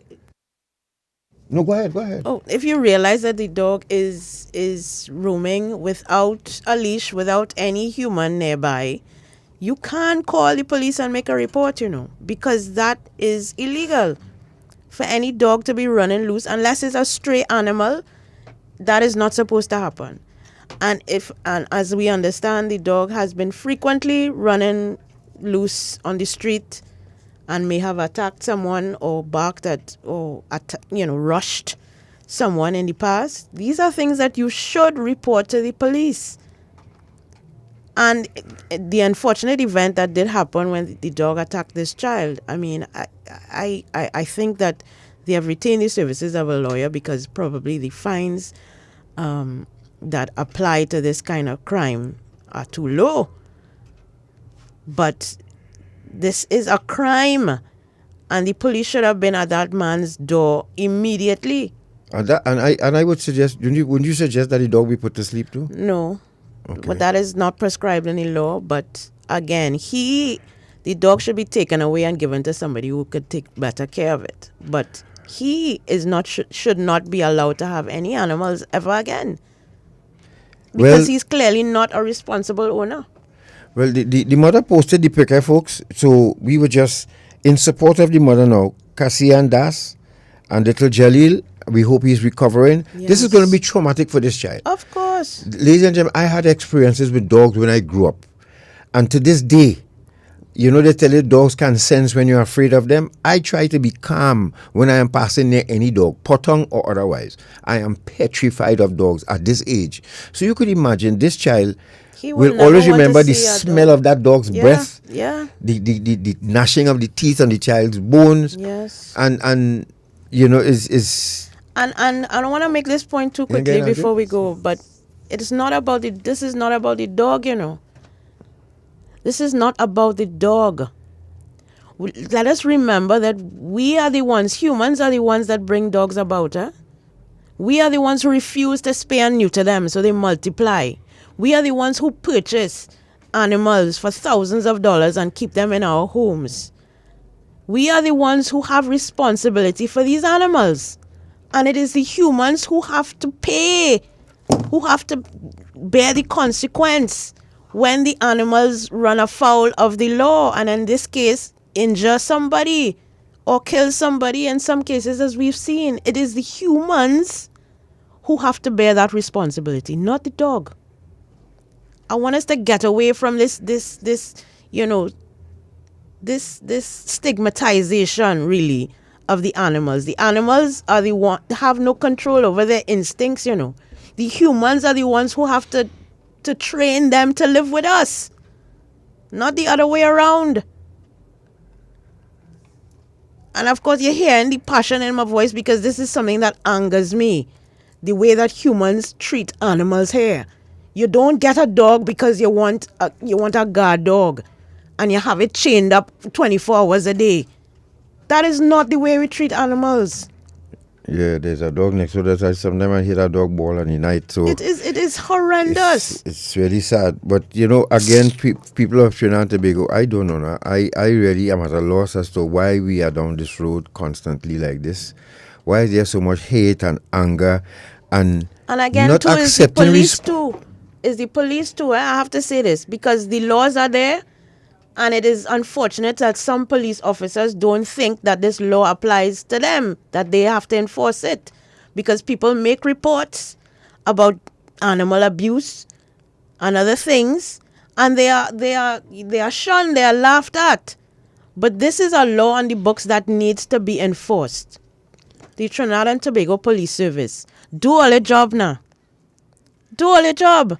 Because I remember when we lost one of our cats, the same kind of dangerous dog. The police took the report from Natasha, and 2 days after that, he magically was transferred to another division and went to another case.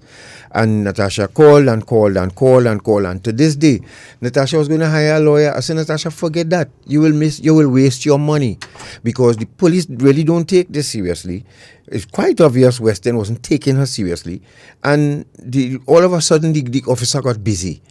You understand? Nobody visited the home. I don't think anybody visited the home of the person who owned the dogs, because these dogs open and close the gate for themselves. I've seen them in action. I had them on tape. Dog running in and out of the yard and putting up one paw, opening the gate, closing it back, but the dogs and they move in pairs. They move in pairs, yes. and two of them, we saw them draw and quarter the cat. It was not a pretty sight.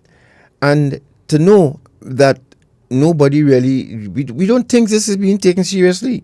So the Dog Control Act speaks to the Act 1. Shortman, if you could put that up, please, so that people can see it. Image I. And I'm calling on the businessman again. Do right by this family. You scarred a child for life. Your dog scarred a child for the rest of his life, and a family for the rest of his life. Well, let's do the right thing now. What is this so wrong? Wait, my mother or our parents grow up stupid or something, that instead of looking to make peace, we always looking to make war now. Why? What have we become? Well, what you're saying, I've always said, just know, Natasha, I've always said, but no, go ahead. And I've always said, I worry for this country right now. I stopped using drugs and wake up in a mad place. And I am sorry that I did not cherish the 70s and the 80s as much as I should. And I took so much for granted, boy. To know that I'm living in a Trinidad now, that is totally different. You walk into any business place, fast food outlet, you name it, supermarket, is only angry cashiers, angry counter attendants, angry people. What is this? What? How did we get so? That your dog living in the same village with somebody could do that to a child, and then you could just threaten them when they call the police? On top of that. And suggest that it wasn't the dog that did it. You're mad or something? That's crazy. But on your screen now, if you're watching on YouTube or Facebook, we have the schedule. These are the Class A dogs under the Dog Control Act. American Pit Bull Terrier, American Staffordshire Terrier, American Bully, Dogo Argentino, Japanese Tosa, and Fila Brasileiro. 6 dogs, 6 breeds. And according to the Act as well, even if you have a dog mixed with any of these breeds, it is considered a Class A dog. Class B dogs is every other dog on the planet, apart from these. So whether you have a potong, mixed with pit bull, whether you have an Akita, whether you have a husky, whether you have any other breed of dog, any other breed is under Class B. Class A dogs are those listed here. Go to the next one, short man. J. And to remind Trinidad and Tobago that the Dog Control Act, it is no longer called the Dangerous Dogs Act. It is the Dog Control Act. Image J. And I've highlighted some of the key parts of this section 17 and 18. Where a Class A dog escapes from any premises, the owner or keeper of that dog shall be liable in civil proceedings for any death, injury or damage caused by that dog. And this is why I suppose the lawyers, the family has decided to take up personal action against the owner of the dog. Because while it's not a Class A dog, it's a Class B dog, and Section 18 speaks to that. Part 1, a person who owns a Class A dog or keeps a Class A dog on his premises or owns a Class B dog that has been dangerously out of control on at least one occasion shall cause to be displayed in a prominent place on the premises a notice indicating there's a Class A dog or a dangerous Class B dog on the premises. I'm pretty sure that owners of Class A dogs and Class B dogs have no such signage on their property. I know because I have one living next door to me. And there's no such signage. He has a Class A dog. There's no signage. Yeah, and when that dog showed up in the area, I don't even walk in that part of the yard again because it's a pit bull. And we put up lattice work so that, not that it will stop the pit bull from coming over, you know. Because as far as I'm concerned, the only thing pit bulls can do is drive.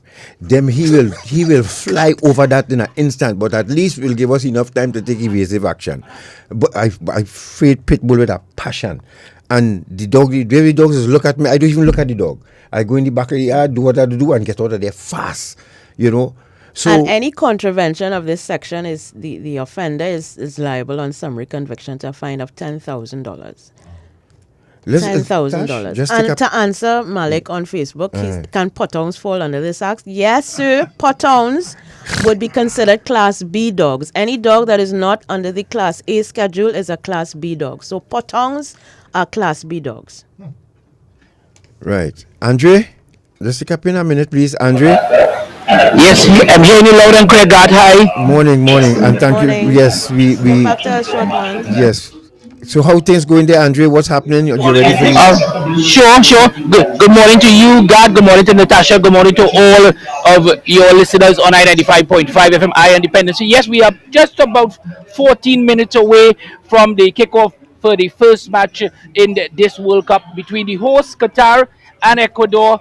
And Gata Natasha, the atmosphere here at 63 is building. People have slowly come in. There was rain, but of course it's well protected here at 63, so there's a good crowd already. And people are already, I have to be careful how I say this on Dependency. People are already well enjoying themselves to some extent. If you understand what I'm trying to say, obviously. Yes, obviously. Andre, because let me just say, we're going to have a really terrible World Cup for alcohol lovers. Yeah. This year. Well, I don't know. When you say terrible in for alcohol lovers, I'm talking about those who went to the World Cup itself. Yes. Yeah? And I know a lot of persons. I want to tell both you and Natasha that when I found out about it on Friday, I had some friends who were traveling. And while they were traveling,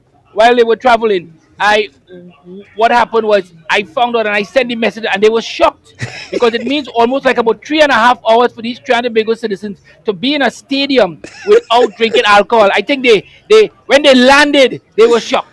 It's too late. I can but imagine. I'm just laughing really and telling you. But as we look ahead, obviously, to the first match, we've got a lot of expectation here in of course, Ecuador against Qatar. And Gata Natasha, the Qatarians will want to make a good start in front of their home crowd. We just saw Morgan Freeman, of course, going through the opening ceremony. I think the expectancy here is that Qatar will play a good game because some of you should remember that Qatar was invited to some of the Gold Cups, so they've played against Caribbean teams. The team has been together for a long time practicing. Right. They don't want to come out from 12 o'clock and be embarrassed. They want to at least be able to perform. Correct. And that's what's going on. And that's what's going on. So, I mean, there's a lot of expectation. There's a lot of thought, a lot about what we expect. And it's going to be interesting to see what happens. So we are building it up. All to play for from 12 o'clock. The crowd continues to come in here at 63. There are a lot of specials. I don't want to say the specials here at Dependency, but there are a lot of specials they're giving, right? And but hey, the good thing I can say, there's food. So even though you may drink something, there is food available, and of course there are non-alcoholic drinks here too as well, all available here at 63 on the avenue. And there are persons going around serving the persons one by one, and more persons are coming in here 263. They're expecting about at least 200 persons. I would say we're close to 100 already here at 63 and really getting bigger and bigger. So a lot of excitement. I thank both of you. That's the latest news. We'll be talking with Red 96.7 a little bit later on during the course of the match. But Gat and Natasha, have a great Sunday. Have a great Sunday lunch. Oh, before I go, I must ask this. So Gat, which team are you supporting? I'm a Brazilian man. I can't help it. Brazil. You Brazil. are 95% of Trinidad and Tobago. So I know Natasha is much better in terms of football because she supports Arsenal. So let me ask Natasha. Natasha, who are you supporting? I am supporting everybody black in this World Cup. So All right. as usual, my support will be going behind the African nations. But you know, of course, because of the controversy that is surrounding this World Cup, I'm a bit reserved about getting too excited about it. But But Andre, before you go, Natasha, I agree with you. And Andre, just like you think we could have like what happened in the Cricket World Cup, you think we could see something like this happening in this World Cup here? Yes, why not? I feel so because remember it's only 90 minutes. I could see one match doing that.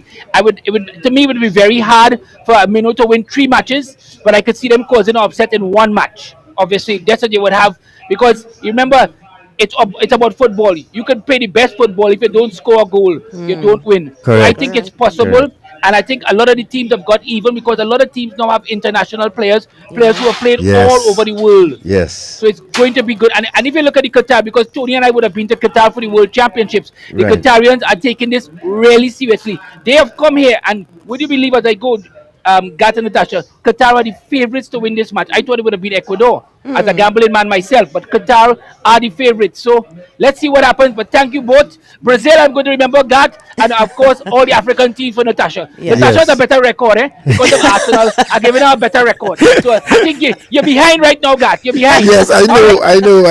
You're behind. Thank you both very much, and stay safe. Thanks. All right, take Thank care, you. Andre. Take care. Bye-bye. Bye-bye. That was Andre Albertis there on the Avenue 63 on the Avenue. Go down, folks, after you listen to us, and you're gonna go down and have some Sunday lunch down there and enjoy a good time. You know, Andre, this is going to be happening very often with Andre from now till the end of the World Cup. Yeah, Why I so support 6 Brazil? weeks. Because remember, as a member of the Defense Force football team had the same colors as Brazil. So every time I saw Brazil, I saw Defense Force. Every time I saw Defense Force, and Defense Force back then, as I talk about, they played just like Brazil of Brazilians. Trinidad. So, Yes. yeah. I mean, when you coming up against Hayden Thomas and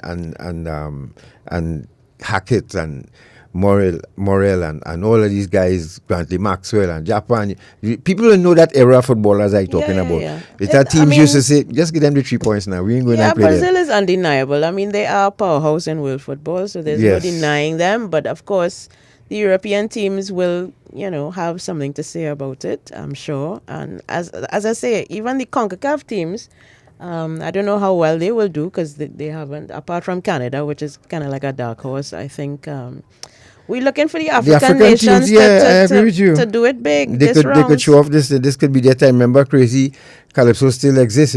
Africa will win the World Cup. Aye. So let's we see. never know. Let's In see time to come. in time to come. So go to this Actum round of kindness. Let's feature these youngsters again, folks. We always show the children doing negative stuff.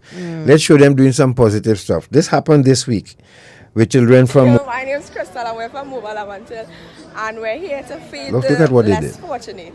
And we're going to take your calls, Gary. And we can take your calls at 6223937 as we get ready to wrap up. Look at this. Gary, could we get some volume or some audio? Let the people hear? Yes.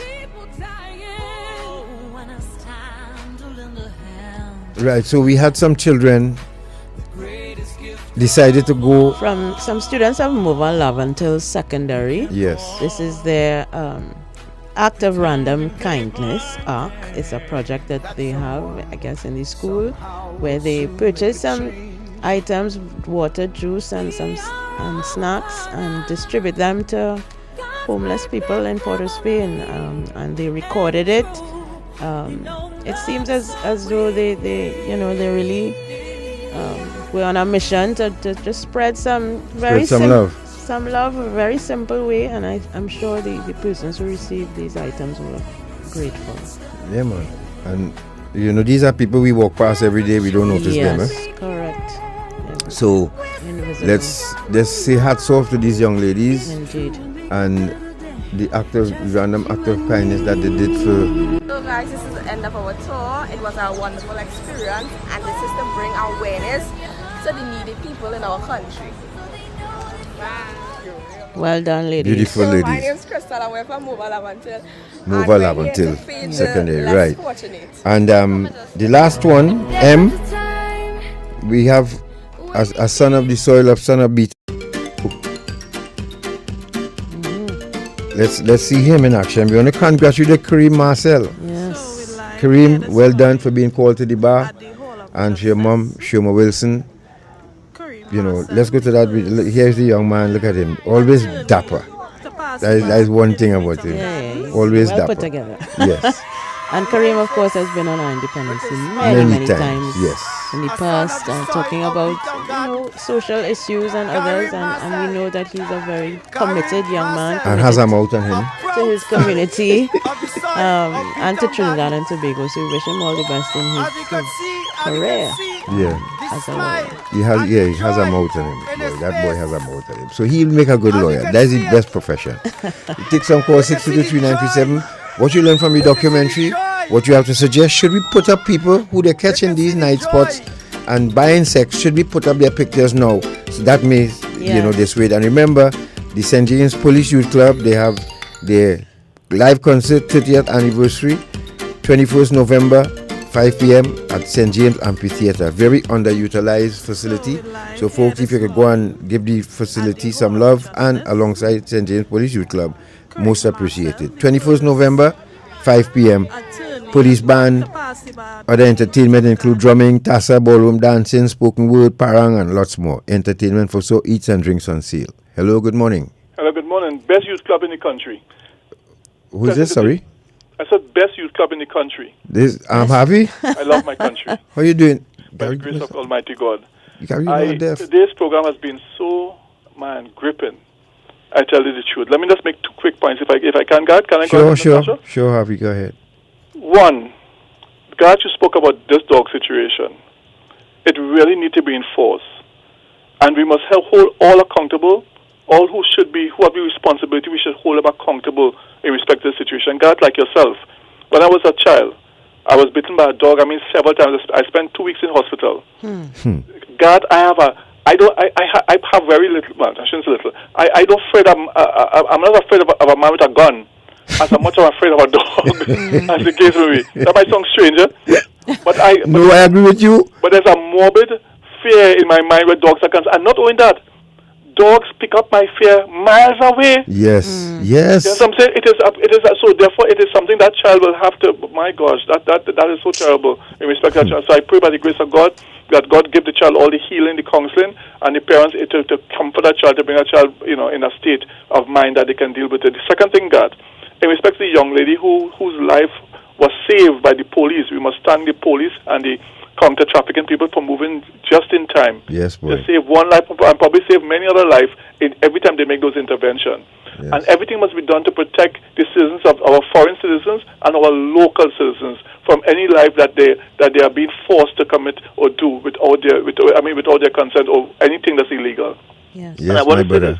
Yes. I want to say this, at the risk of putting my own future and putting my own situation at risk, but I stand strong, and not that I think anybody will support me, but I stand strong with this, God, by concluding by saying to you, when that came about, the UNC activists were protesting against it, and I came out, I supported the government, I pushed it on all things I spoke, I pushed it to give the Venezuelans an opportunity so that they cannot be used and they can have a proper life, and look what happened to this young lady. Yes. But I ask the same thing that we do for Venezuela, that we do for CARICOM nationals, nationals from Africa, as the case may be. I ask the same thing, and I was given the assurance that it will be done. To this day, CARICOM nationals, that's primarily African people, because I'm pushing the cause for the African reparation, the African situation, decade for people Africa. So this is the African History Month, and I'm saying, why has nothing been done to CARICOM people where we ship most of our things? Why the same thing is not being done for CARICOM nationals? And I trust that my government would listen and do the same thing for CARICOM nationals and people from Africa who is in the detention center suffering. I leave her there.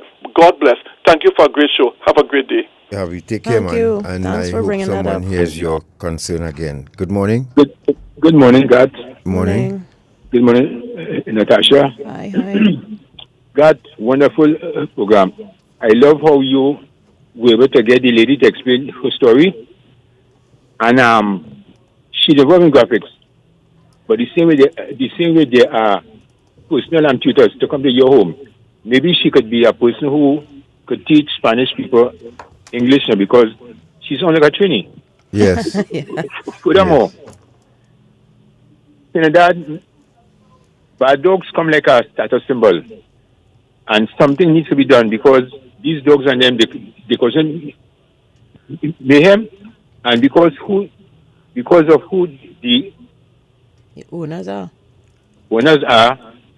nothing is done. Yep. Furthermore, I want to congratulate Mr. Marcel and those three young ladies for what they have done because there's this narrative that nothing good come out of those areas. So they are proof that good things will come out of that area, and I hope that other people would emulate Mr. Marcel and also do what those girls did because they could have taken their money and buy pizza or something else, but they choose to feed the homeless and the needy. Wonderful work, wonderful program. God bless. Thank you. Thank you very Thank much. you so much. And take one final for the news coming up at 12 with Kyle Saunders. Hello, good morning. Morning, God, Natasha. Morning. And your quality control. Yes. Well, it's about time we see some children of African descent doing something positive. Well done to those young ladies. Well done to Kareem. Yes. Garth, I learned from what that is Maria. Yes. What Maria said. Yes, the police assisted, I think, one of her friends or who or whatever. But it also taught me, because she also said there was a guy who running a bar, and when they complained, he said he has connection, he has friends who is police. So therefore, you have to be careful because, God, I don't know if you could remember, the first human trafficking case we had in this country, the person who was charged was a police officer from down south. Do you remember? Yes. Right. Yes. So it clearly shows you they are involved in it, which is so sad that you could see a police car, you escape. God, one day, a Venezuelan girl run down the street. You know, it have double palm at the corner on the main road there on the New Vale. Oh, really? Yeah, but wait, you don't leave the old Vale? There's double palm, my dear. We have a double palm in the what? But wait, where you live in? Home with my wife. Really, the New Vale have all kind of action going on in the New Vale? There's a double palm up my street. Oh my God. And one day a young lady went running down the street and is a lady going to walk 5 o'clock in the morning is who, saved her. And all she's saying is who tell you, oh my God, God, it's easy. But I will say this. When the authority, you know what is the problem in our country? Laws are not enforced. We just put laws. Correct. When I heard Faris Alwari when he was AG say, and the fireworks, and I say, please don't go to Parliament and waste Parliament time. Because up to today, you're hearing scratch bomb going off in Diego Martin. So, laws are there and they do nothing. With the pit bulls and the dangerous dogs, people having pit bull, they rent pit bull in the yard, and you can't do nothing because the laws are not enforced. I go on with that one. All right. There's a double palm. God, I don't want to see you drive tell us out about of that here. Why, Miss Diego Martin? A double palm in Darrenville. Imagine Whoever that. thought what? These people But spreading, boy. this is the thing that, residential areas are now becoming the accepted, place. Is not the rich gold and the Copacabana anymore. Wow, It's nice house. I wouldn't know that In because nice I neighborhoods. have no need to go to double palms. I really wouldn't, following their exploits and how they spread it. But wow, that is something else, boy. Anyway, folks, we want to thank you very much Thank you very much for spending the time with us this morning, as usual. And we have major news up next with Kyle Saunders. Have a good week. Be safe. Good afternoon. Talk to you again. Bye-bye.